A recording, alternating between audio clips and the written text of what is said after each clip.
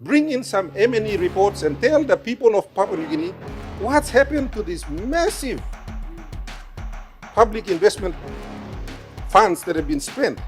I'm sure Papua New Guineans want to know, because life no innocently. Total Connect PNG contracts now stand at around 10 billion kina. Because the last time I raised the issue, I know the minister came to this floor and said it was 7 billion. Now, Mr. Speaker, Finance Minister or Works Minister need to table all of those contracts in Parliament, because this 10 billion here, it is a liability. When are you going to tell the people of Papua New Guinea what you have done with that money? This is not million, this is billion. 2.3 billion. The people need to know. You know, can point loha. You talk, you know, sabe. I'm talking you page them start long. The opposition represents the views of those who disagree with the way our country is being managed, Mr. Speaker. So, for those who feel they don't have a voice in this House, Mipla opposition in Makim Yubla. Thank you. 28 billion, 6 records in a row. Let me acknowledge the hardest working minister in government, because it can't be easy for the Treasurer managing special requests from government MPs daily. And also, let me acknowledge that this is the first time the Treasurer has not brought a supplementary budget to the floor. Congratulations, Treasurer. Thank you, Treasurer, for the reduction in GST.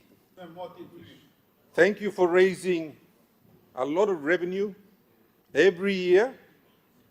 I give you an A+, Treasurer. However, this budget and any other budget is not just a money-raising tool. The budget needs to have an impact on the lives of our people, and it has to impact the health of our economy. Mr. Treasurer, while you have been working really hard, I keep wondering whose job is it to repair the economy?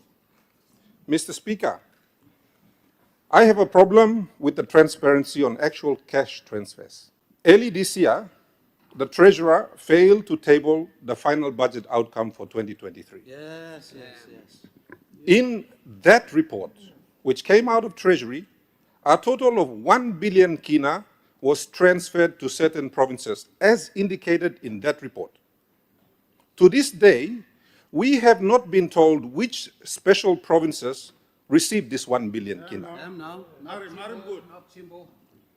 One province, I hear, received 280 million kina, and they bought buildings in Port Moresby with that.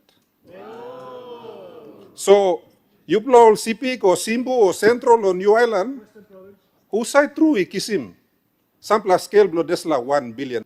They are very large capital items. And our good Minister for Finance who just spoke, I asked him about 1.15 billion last week, and he denied any knowledge of it. So I remind you, good Finance Minister, on page 230 to 235, Volume 2, Part A, of this budget that we are going to pass now, next year, you are being given another 1.15 billion. Tubla now? When are you going to tell the people of Papua New Guinea what you have done with that money? This is not million, this is billion. 2.3 billion. They have to know. The people need to know. You know, can point loha. You talk, you know, sabe. Na me talking you page them start long. I have serious issues with cash transfers to agencies, Mr. Speaker. According to the 2024 MAIFO, which the good minister just quoted, all provinces have only received 30% of their grants as of now. All provinces. I'm report play. You can go and read the MAIFO. As of yesterday, when I spoke to my provincial administrator, ECPIC is still owed 50 million in grants. The Provincial Health Authority is owed 16.7 million in grants. And of that 1.15 billion that Stablo Handblong, Minister Blong, Finance, 10 million kinablo ECPIC, I mean loose. All PHAs around the country have only received 40% of their grants for this year, as we sit in this House, according to your reports. Your reports. PNG, UPNG, Unitech, UNRE, and University of Goroka have only received 20% of their funds. They are not in this house to speak. Only no money blow. When we were debating the terrorism bill, me being like Hatim, Minister of Police, until I checked and realized that of the 629 million promised to police, the police only received 10 million of their 200 million PIP. And of their operational funds, all police ikisim 30% that's all. That's right. Goodness. It is for that reason I did not question the minister, because I know the police have not received their funding. We all want solutions to law and order, but the agency tasked with doing this frontline work are not given the money. So mouse warata solna, true, kaya belum minogo. M&E for impact and budget outcomes. Order. Next year's budget, there's 7 billion in PIP. This year, there was 10 billion in PIP, Mr. Deputy Speaker. So over 6 budgets, a total of 50 billion will have been spent in public investment programs. No other government in the history of Papua New Guinea will have spent this kind of money on PIP. Could the responsible department bring in some M&E reports and tell the people of Papua New Guinea what's happened to these massive public investment funds that have been spent? I'm sure Papua New Guineans want to know, because life no innocently. This government needs 13 years to repair the budget, they say. Do they also need 13 years to repair the economy? We know repairing the budget requires a lot of borrowing and printing of money. What do we need to repair the economy? Can they tell us as well? While the government busies itself with repairing the budget, who is repairing the massive damage to our economy? Mr. Deputy Speaker, by next year, this government will have spent a total of 145 billion from 2020 to 2025. This is an alarming thing that you may not kamna. No at one time you make one report this la flow on this massive expenditure. Departments get 300, 400, 500 million, and there is no accountability on this floor, Mr. Speaker. What always happens is that Prime Minister and ministers will say, "Me bla give him you bla PSIP na DSIP, passing mouse na golo place na walk." Mr. Deputy Speaker, the PSIP and DSIP constitutes only 4% of the budget. By you may look lo 4% of budget na passing I lo 96% of the budget. You may talk in public lo look lo 4%. Na tribe lo 94% you may item lo side. Brilliant magic tricks. 3 years ago, as Chairman of Plans and Estimates, I warned the government about borrowing too much money due to my concerns that it would drive inflation at a time when the overall productivity of our economy was poor. Mr. Deputy Speaker, what the government has done is very creative, very cunning, and very sneaky. By borrowing money and dropping it into the economy, they grew nominal GDP by 137 billion, and meantime, real GDP only grew from 66 billion to 76 billion. So in the same period, where nominal budget grew by 58 billion, real GDP only grew by 10 billion. Now, lotok pisin, nominal GDP, I mean we can talk also Giaman GDP, because you throw money go inside, na by go big pla. Real GDP is what actually happens in the economy, through something. So our real productive economy only grew by 10 billion. So, government, it is your challenge to change that. You can't allow this to continue, because that gap is exactly the living crisis that our people feel in their pockets. It is based on the true GDP. You know, this like Gaman nominal GDP 137 billion, you may fight in Brussels. I have some more concerns. The good treasurer, the member for New Island and my good friend, keeps talking about deep budget holes. Yes, yes, yes. I want to show him some budget holes that he ignored in his statement. So, on volume 3A, page 555 to 554, we see that Works Department is going to receive about 1.6 billion, mostly for Connect PNG and for other roads. I want to say that that is a big improvement from the 600 million this year. I also note that there's 300 million for arrears for Connect PNG contractors. So, tripla money straight here. I thank you for finally trying to balance it, but let me raise another concern. Total PNG contracts, total Connect PNG contracts now stand at around 10 billion kina. Wow. Because the last time I raised the issue, I know the minister came to this floor and said it was 7 billion. Now, Mr. Speaker, Finance Minister or Works Minister need to table all of those contracts in Parliament because this 10 billion here, it is a liability. It is not part of the 64 billion kina debt, and what you are doing a lot of times is giving a contract. In the past, when you give a contract for 300 million, you are supposed to take the 300 million and put it into a Works trust account. You are not doing that anymore. You are giving a contract into the future. So, at the next sitting, I urge whichever minister it is, finance that manages contracts or Works that manages the actual building of the roads, to table all of the contracts so the people of Papua New Guinea can survey. Yes, yes, yes. 2 weeks ago, the Secretary for the Attorney Generals said in the newspapers that there are almost 10 billion kina in claims against the state. Mr. Speaker, we need a briefing from the Attorney General so that our leaders from Papua New Guinea can aware of what are these potential liabilities sitting off the books. We need the total claims of 10 billion at least in a summary report presented to the members of Parliament, Mr. Speaker. In Treasury, you will notice that there's a 299 million budget there under 207 to pay for arrears. Now, these are arrears here. What is the total number? Is it 6 billion? Is it 7 billion? Could the Treasurer table a report on this floor to tell the people of Papua New Guinea what is that bill? Because it is not part of the 64 billion official debt that we are talking about. Mr. Deputy Speaker, I received a communication from the Employers Federation of Papua New Guinea. This is something that many of us suspected over time.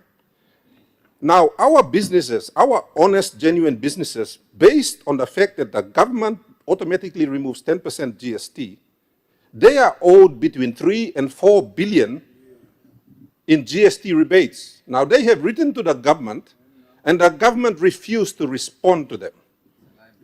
Now, that is a liability, because in order to pay them back, in this budget book, we have to make an allocation to pay them back. IRC cannot give them the rebates. So there's 3 or 4 billion. Mr. Deputy Speaker, 30,000 genuine businesses have applied for these rebates, and they are still waiting. This government is killing honest and genuine businesses by withholding rebates that they are owed. Contingent liabilities. And I want to thank the Treasurer and the Treasury team. I have to say, this MAIFO has been the best one beating previous years because of the amount of detail. There's 8.7 billion in contingent liabilities sitting there that are not part of the 64 billion official debt. I note also that the additional equity for PNG LNG, around 2.8 billion or $692 million, is not captured anywhere. So I want to ask, where is that liability being held? The other one is the loan for the purchase of aircraft for Air New Guinea. And I note also that the people of Papua New Guinea are giving 300 million kina to Air New Guinea next year.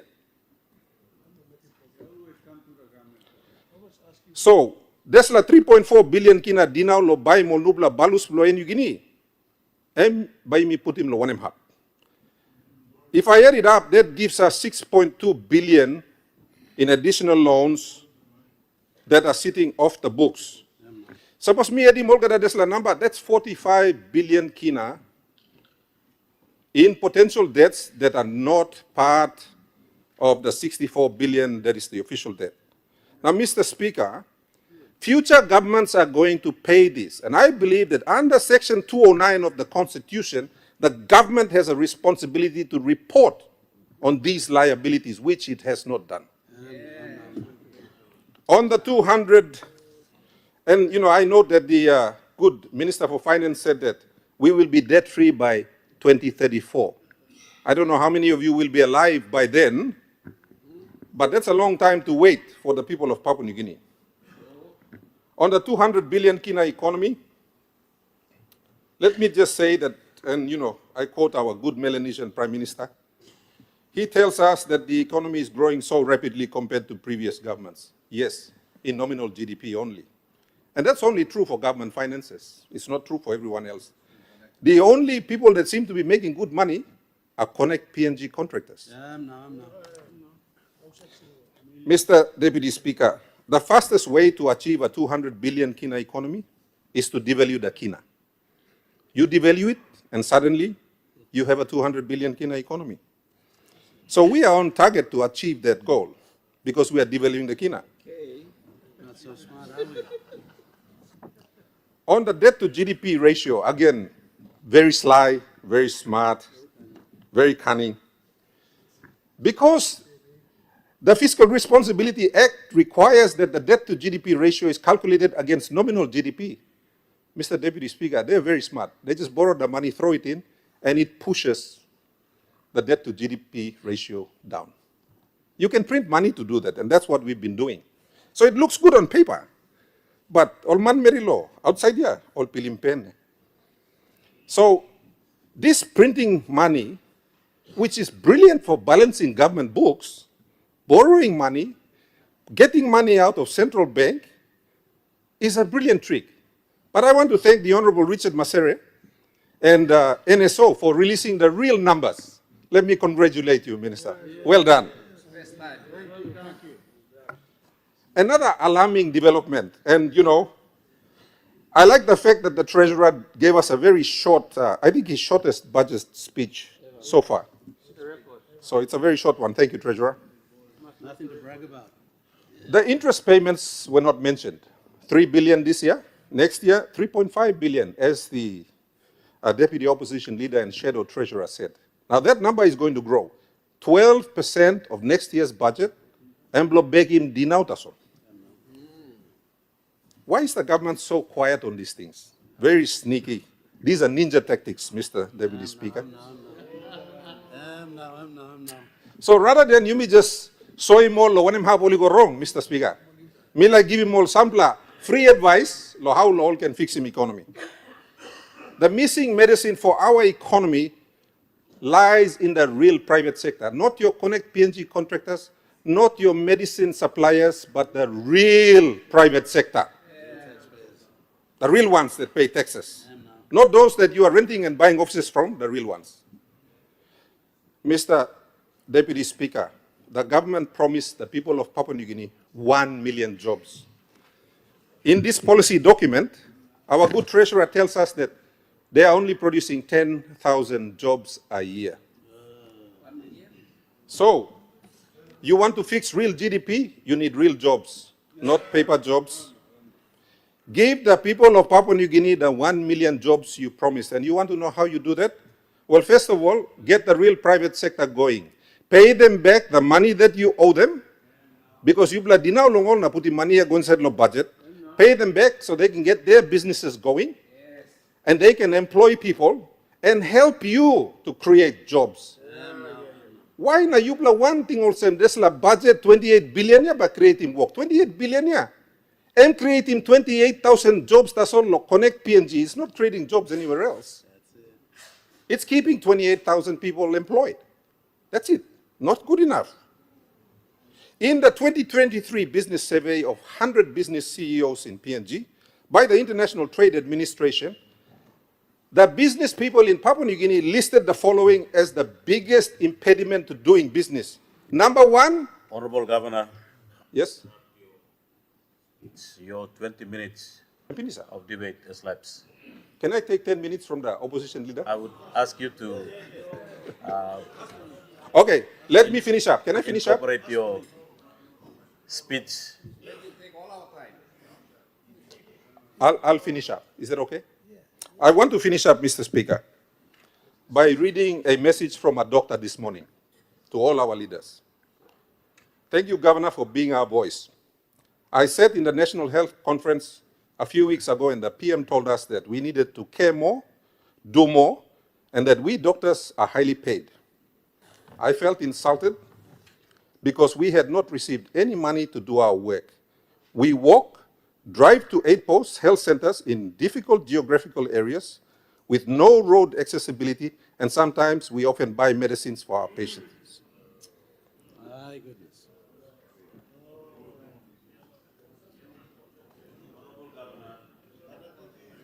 And that your Let me 20 finish minutes now. have lapsed. I just read you something from a doctor. Thank you, Mr. Deputy Speaker. I will table the rest of the documents.